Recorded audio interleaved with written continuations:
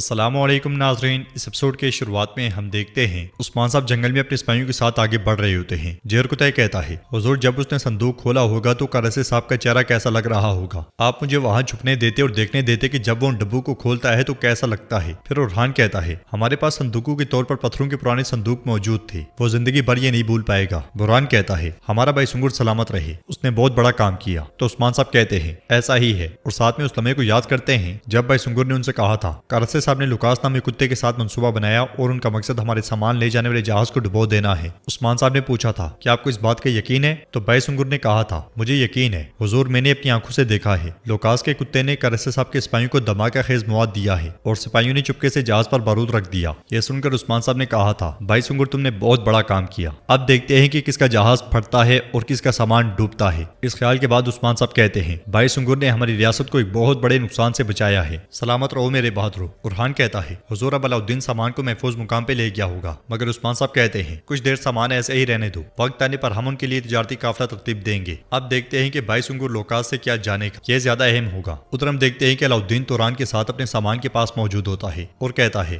قرسے صاحب پھر توران سے کہتا ہے سامان کچھ عرصہ یہاں رہے گا، ہم آس پاس کے علاقوں میں کوئی حرکت نہیں چاہتے اور ہمیں اس جگہ کو محفوظ بنانا ہے۔ تو توران کہتا ہے سپاہی اپنی جگہ پہ موجود ہیں حضور۔ اس کے ساتھ ہی وہ دونوں آگے بڑھتے ہیں۔ ادھر ہم دیکھتے ہیں کہ جنگل میں لوکاس اپنے سپاہیوں کے ساتھ آگے بڑھ رہا ہوتا ہے، گھوڑے پر سوار سپاہی سنگر انہیں دیکھتا ہے اور اس کے بعد ان کا پیچھا کرنے لگ جاتا ہے، مگر ہم دیکھتے ہیں کہ صوفیہ اس کے تعاقب میں ہوتی ہے اور سپاہی سنگر کے نشانے پر آتے ساتھ ہی تیر چھوڑ دیتی ہے جو اس کی پیٹھ میں جا لگتا ہے۔ تیر لگتے ساتھ ہی سپاہی سنگر زمین پہ گر جاتا ہے۔ صوفیہ آگے بڑھ کر اس کے پاس جاتی ہے اور سلیب کے نشان اس کے سامنے گھماتی ہے۔ یہ دیکھ کر سپاہی سنگر اٹھنے کی کوشش کرتا ہے تو وہ پاؤں اس کے منہ پہ رکھ دیتی ہے اور اس کے بعد لگے ہوئے تیر سے اسے تکلیف پہنچاتی ہے۔ لڑکھڑاتے لڑکھڑاتے سپاہی سنگر اٹھتا ہے اور صوفیہ کو دیکھتے ساتھ ہی ہکا بکا رہ جاتا ہے۔ وہ پوچھتا ہے صوفیہ یہ کیسے ہوا، تم شیطان؟ تو صوفیہ کہتی ہے میں شیطان نہیں ہوں، میں تمہارا انجام ہوں، میں نے تمہارے تمام جاسوس مار ڈالے۔ اس کے ساتھ ہی ہمیں وہ منظر دکھایا جاتا ہے جب ایک جاسوس خبر اڑا رہا تھا۔ صوفیہ نے پہلا تیر کبوتر کو مارا تھا اور اس کے بعد اس جاسوس کو بھی تیر مار کر شہید کر دیا تھا۔ تو ناظرین یہ عثمان صاحب کا بورسا کا جاسوس تھا۔ اس کے بعد صوفیہ نے نیکیا کے جاسوس کو بھی مار دیا تھا اور انہیں مارنے کے بعد ان کی انگوٹھی والی انگلی کاٹ دی تھی۔ ان خیالات کے بعد سپاہی سنگر کہتا ہے تم جھوٹ بول رہی ہو۔ تو صوفیہ ایک صندوق اس کے سامنے پھینک دیتی ہے جس میں سب جاسوسوں کی انگلیاں پڑی ہوتی ہیں۔ یہ دیکھ کر سپاہی سنگر بہت دکھی ہو جاتا ہے اور صوفیہ کہتی ہے اب تم بھی ان کی طرح مرو گے۔ سپاہی سنگر تلوار کے سہارے بمشکل کھڑا ہوتا ہے اور کہتا ہے یہ صرف اللہ ہی جانتا ہے۔ یہ کہتے ساتھ ہی وہ اس پہ حملہ کرتا ہے مگر صوفیہ اسے چھلنی چھلنی کر دیتی ہے۔ پھر کہتی ہے تم سب ایک ایک کر کے میری تلوار کے سامنے مر جاؤ گے،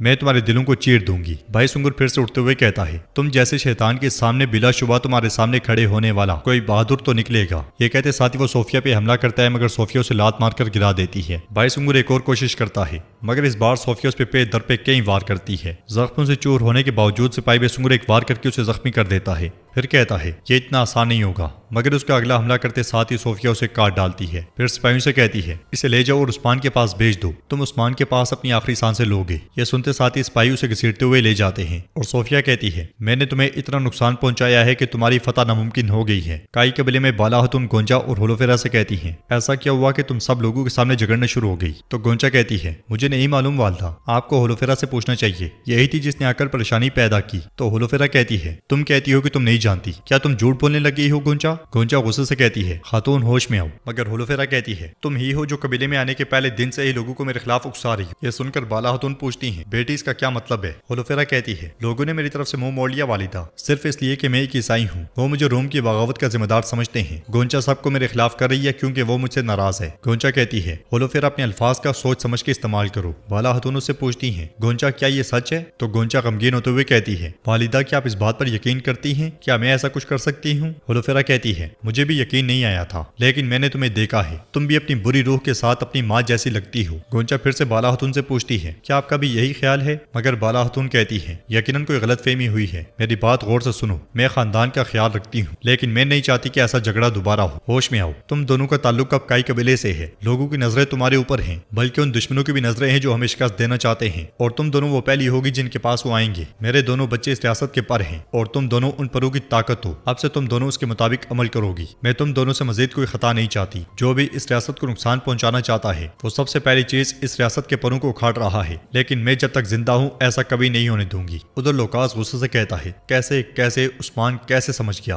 عثمان کا سامان کہاں ہے؟ تو ہیرستو کہتا ہے عثمان نے پتھر کے ڈبے بھیجے، ہمیں نہیں معلوم کہ اس نے سامان کہاں رکھا۔ یہ سن کر لوکاس عثمان عثمان چلا اٹھتا ہے تو وہاں پہنچنے والی صوفیہ کہتی ہے لوکاس کیا تم غصہ نکال رہے ہو؟ لوکاس کہتا ہے عثمان نے سارا سامان بچا لیا، سارے کا سارا سامان، ہم نے بیکار ہی میں کرسے پر بھروسہ کیا، میں قسم کھاتا ہوں کہ وہ اس کی قیمت اپنے خون سے ادا کرے گا۔ مگر صوفیہ کہتی ہے لوکاس پرسکون ہو جاؤ، ہم سب سے مضبوط ہیں، کیا عثمان کو ختم کرنے کے بدلے اس کا ذکر کیا جا سکتا ہے؟ میں نے اسے ایک ایسا تحفہ بھیجا ہے جو وہ کبھی نہیں بھولے گا، وہ تقریباً وہاں پہنچ چکا ہوگا۔ لوکاس پوچھتا ہے کیا؟ تو صوفیہ کہتی ہے میں نے عثمان کی شہرک کاٹ ڈالی ہے، اس کی خبریں حاصل کرنے کی صلاحیت ختم ہو گئی، میں نے اس کے جاسوس چن چن کے مارے ہیں، اگر ایک سردار کی شہرک کٹ جائے تو وہ کیسا سردار لگے گا؟ اب عثمان کچھ بھی نہیں جان پائے گا۔ لوکاس خوش ہوتے ہوئے کہتا ہے تم بہت ہوشیار ہو۔ ادھر ہم دیکھتے ہیں کہ عثمان صاحب قبیلے میں داخل ہوتے ہیں، قبیلے میں سب لوگ جمع ہوتے ہیں اور گھوڑے سے اترنے کے بعد عثمان صاحب جیسے ہی خیمے کی جانب بڑھتے ہیں تو ایک شخص پوچھتا ہے کیا ہمارا سامان لے جانے والا جہاز بحفاظت دریا عبور کر گیا حضور؟ مگر عثمان صاحب کہتے ہیں وہ عبور کرنے ہی والا تھا کہ انہوں نے اسے آگ لگا دی اور جہاز کو غرق کر دیا۔ یہ سن کر سب پریشان ہو جاتے ہیں اور پوچھتے ہیں کیا جہاز ڈوب گیا؟ ہماری سب کوششیں رہ گئی ہیں، یہ ظالم کون ہے عثمان صاحب؟ تو عثمان صاحب کہتے ہیں مجرم وہی ہے جنہوں نے اس وقت تک ہمارے ساتھ بیوقوفی کی ہے، لیکن ہم نے ان کے تیار کردہ منصوبے کے بارے میں پہلے ہی جان لیا تھا اور اپنے اقدامات اٹھا لیے تھے۔ آپ بالکل پریشان نہ ہوں، آپ کا سارا سامان محفوظ ہے۔ اس دریا کی تہہ میں جو ڈوب گیا وہ ان کی گستاخی تھی۔ یہ سن کر لوگ عثمان صاحب زندہ باد، عثمان صاحب زندہ باد کے نعرے بلند کرتے ہیں۔ عثمان صاحب واپس جیسے ہی خیمے کی جانب مڑتے ہیں قبیلے کا دروازہ کھلتا ہے اور زخمی بائی سنگر گھوڑے پہ پڑا ہوا داخل ہوتا ہے۔ لوگ آگے آتے ہیں تو بائی سنگر کہتا ہے مجھے چھوڑ دو، میں اپنے حضور کے پاس جاؤں گا۔ جب برہان کی نظر اس پہ پڑتی ہے تو وہ کہتا ہے حضور یہ بائی سنگر ہے۔ یہ سنتے ساتھ ہی عثمان صاحب اور ان کے ساتھی بھاگ کر اس کی جانب جاتے ہیں اور عثمان صاحب بائی سنگر کو گھوڑے سے نیچے اتارتے ہیں، پھر اس کا سر اپنی گود میں رکھتے ہیں۔ بائی سنگر کو دیکھ کر سب کی آنکھیں نم ہو جاتی ہیں اور عثمان صاحب پوچھتے ہیں یہ کس نے کیا؟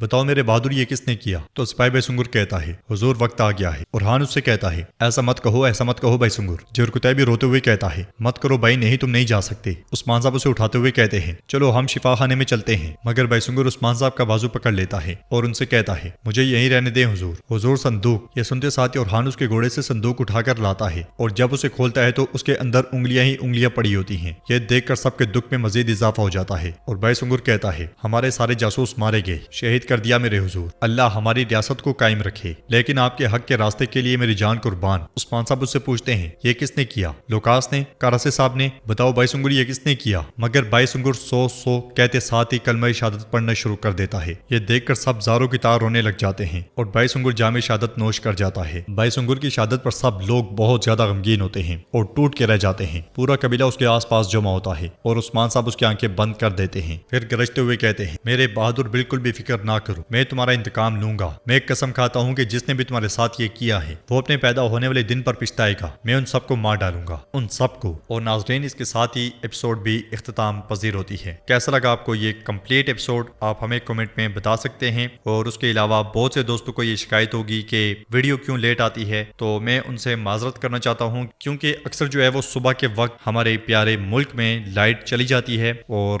اس کی وجہ سے میں آپ تک ایپیسوڈز لیٹ پہنچا پاتا ہوں، لیکن انشاءاللہ جب بھی ویڈیو آئے گی پہلے ہی دن آپ کو کمپلیٹ ایپیسوڈ ہمارے یوٹیوب چینل پہ دیکھنے کو مل جایا کرے گی۔ تو اس ایپیسوڈ سے متعلق آپ کی کیا رائے ہے آپ ہمیں کمنٹ میں بتا سکتے ہیں۔